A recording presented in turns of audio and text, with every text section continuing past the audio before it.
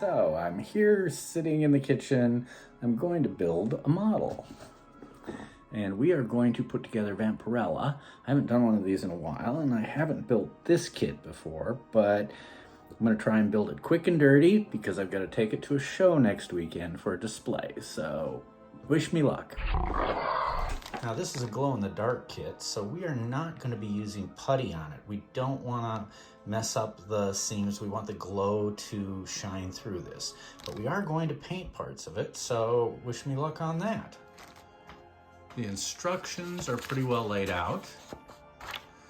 Now, what they suggest is that you paint the model as you go. Some cases you paint a model before you put it together. Other cases you paint it afterwards.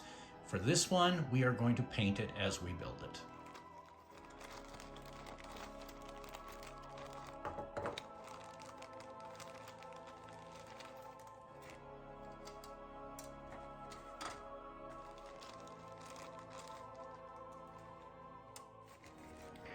Now for this build, I'm going to be using CA glue. This is a brand I really like. It's called Zap, and it dries quickly, so that is why we're going to be using it on this project.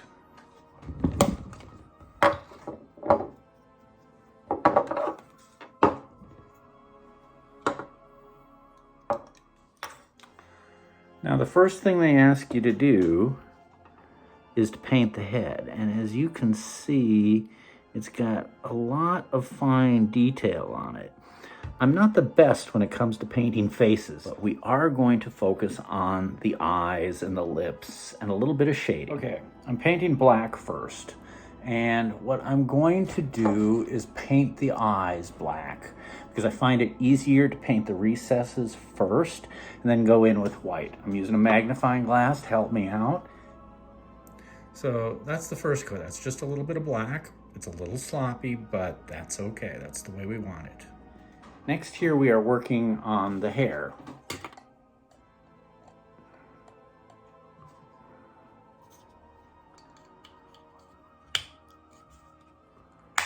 Okay, we are going to carefully glue the body parts together. And that goes together very well. And we'll set that aside, let that dry. Okay. Just put together another arm. Now I'm just going to go through and put together the rest of the kit parts. The halves, the leg halves, the arm halves, and so on. So you can see that I have wrapped these now in blue painter's tape. I'm going to use some brown paint to paint them. And the reason I'm using brown is because brown is a dark color, and that is going to give us a base. And we're just going to lightly put gold afterwards. After it dries, we're going to come back with gold and lightly brush gold on there to bring out the highlights. And like this one, this armband here, it's got a raised texture to it. And we're going to just bring that out, highlight that with the gold. The brown will be in the crevices and the gold will go around it. But as you can see, I just cut these narrow strips and I'm just rubbing it right into the edge of her, I guess you would call it a bikini, wouldn't you? All right. I have her torso masked off like I wanted it, basically covering up the places I don't want the paint to go. And I'm taking just a little bit of brown and I'm going around the edges. Boom, just boom. My goal isn't to paint this whole thing brown. My goal is to highlight the edges. Tomorrow I'll go in and I'm going to paint the rest of this white as a base coat for the red, because you don't want to put red over the brown. You want to put red over white, and that helps the red stand out and pop.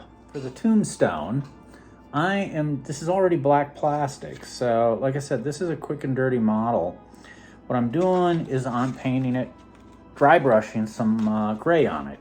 I don't even have any gray paint with me, so I mixed some up. Just a little bit of white and a little bit of black, a lot of white and a little bit of black. You always want to add your darker color to the lighter color to get what you want. And then you dabble off all the paint off the brush just so that you have just enough on the brush to get a little color. See, all we're doing is bringing out the texture. You still have the recesses of the black, and so we're just trying to bring out the highlights a little bit. So you see the effect I'm getting? And it's just quick and dirty. So I'm pretty happy with the way that turned out, quick and dirty. Next, I'm gonna do this part of the base, but I'm only gonna hit the stone parts. And then what we'll do is we'll come in with some green in where the grassy areas are. So I'm back the second day, day 2, and I'm gonna... All right, so I've got the black out and have finished painting the hair black and the boots black, and now I'm gonna go over here and dabble some green on the base. All right, that is the green highlights, the mossy green highlights I added. And a little later, I'm gonna hit this with some dull coat to knock the shine off, as I just was using quick and dirty gloss paints.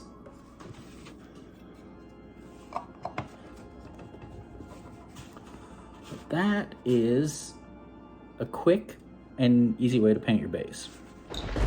All right, today we're gonna look at the hair. Now, yesterday I painted these blue and white streaks in the hair.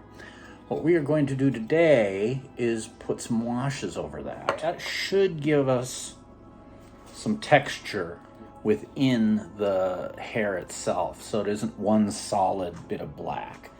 For those of you that don't know what a wash is, it's a very thinly mixed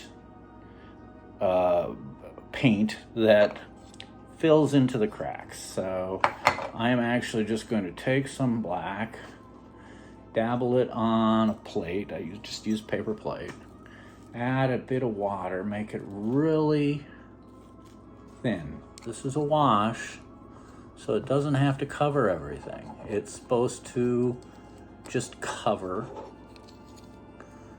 a little bit of it. Now I chose blue because, you know, hair isn't uniformly one color, and black hair has a bit of a sheen to it. So, see how that gives us, we see some gray-ish, some white-ish in there, and some bluish highlights.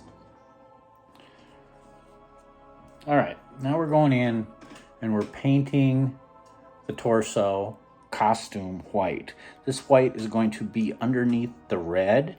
Before I paint the white on here, I sprayed dull coat to seal the brown paint that I put down yesterday. Did that so that the brown paint doesn't bleed through and darken the white. We want the white to be very white so it brightens up the red that will go underneath it. All right, we're wrapping up the project. As you can see, I have painted the torso.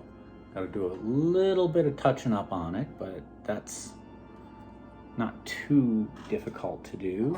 And it is now time to start assembly.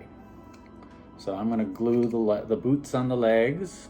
The legs fit in the torso a little tight, so I may trim the slot a little bit so it slides in there well, so I can glue it easily without a lot of pressure.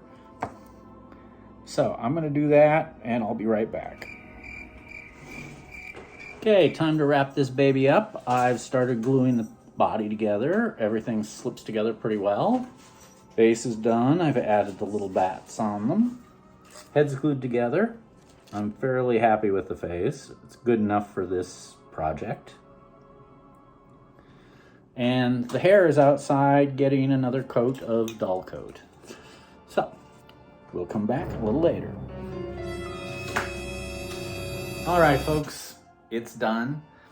I put the head on. I touched up the paint a little bit on the face. It turned out much better than I expected in many ways. There's a few things I'll do differently, but next time. But let's just do the big reveal. Dun, dun, dun. All right. There she is. I'm actually pretty happy with the way it turned out. The hair is not quite as dark as I wanted to, or as flat as I wanted to. I should have used some flat paints. I was gonna try and do some texturing in the skin tones, but I opted not to do that. I tried a little bit and I wasn't too happy with the results, so I've left that as is. Fingernails, I think maybe should have painted black instead of red, but it looks okay. It turned out pretty well. The face vexed me a bit, but we'll take a look here. So there you have the face. It was a bit of a challenge. I did put a little bit of darkness in the nostrils to enhance those a little bit. The eyes have a green mix of green and blue.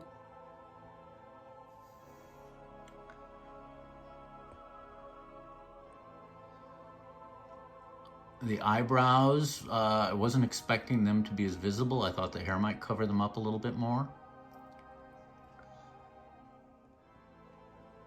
But overall, I'm happy with it. So this is just a look at the backside. You can see some of the texture and highlights in the hair that I was going for. You'll notice the seam shows up more than I thought it would. So if I were to do this again, I would do some putty work to obscure that seam a little bit.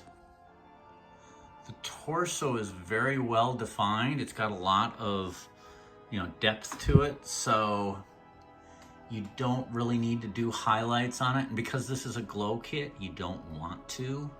And you can see where the shoulders are. It's not quite a tight fit. I didn't really squeeze it together tightly as I should have. If this was a regular paint job, I would putty it all up. The boots are a little glossy, which is what I wanted, because boots tend to be glossy. So there you have it. I'm quite happy with the final results. Certainly looks a lot better than what I would have done when I was 12 years old. Here she is, glowing. And you can see the paint really stands out on the face.